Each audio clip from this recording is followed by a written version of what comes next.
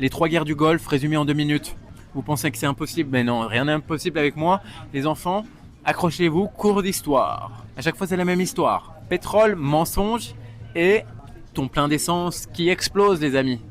Première guerre, Iran-Irak. Saddam Hussein, le Staline du désert, envahit l'Iran. Pourquoi? Le pétrole. L'Iran vient de faire sa révolution islamique. Le Shah est parti, Khomeini, celui qui est mort hier, vient de s'installer au pouvoir. Et l'Occident panique.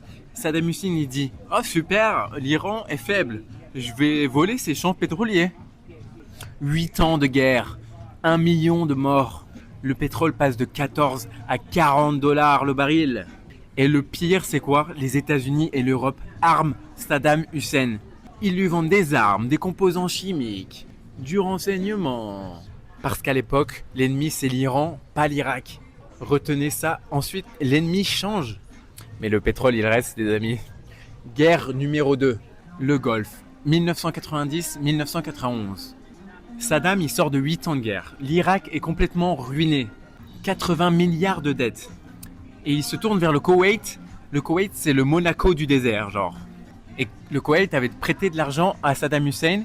Et Saddam Hussein, il veut plus rembourser la dette du Koweït. Mais le Koweït dit non, tu me rembourses. Et Saddam, il dit oui, je crois que vous pompez mes réserves de pétrole illégalement.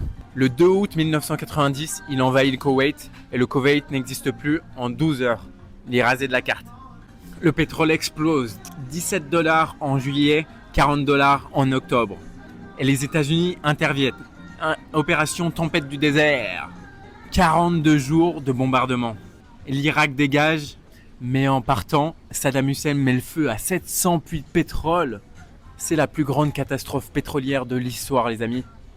Et le jour où les Américains attaquent, le pétrole crash, moins 10%. Moins 10 dollars. Crash énorme, le plus grand crash de l'histoire. Pourquoi? Parce que le marché se dit, les Américains vont écraser l'Irak et tout va redevenir comme avant. Donc finalement, cette guerre est terminée. Guerre numéro 3, vous connaissez un peu plus, George W. Bush en 2003.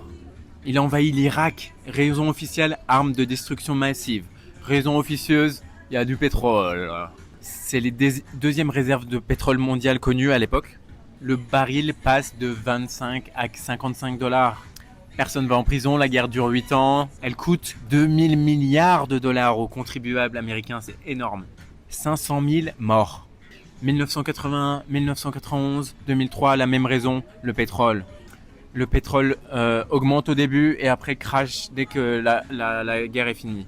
Enfin, dès que l'approvisionnement, que le marché pense que l'approvisionnement est sécure, les amis.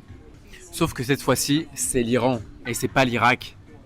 L'Iran, c'est 4 fois plus grand, 4 fois plus de population et une arme de nucléaire en cours de développement. L'histoire se répète pas, mais elle rime. Et si tu connais les paroles, tu sais chanter avant les autres.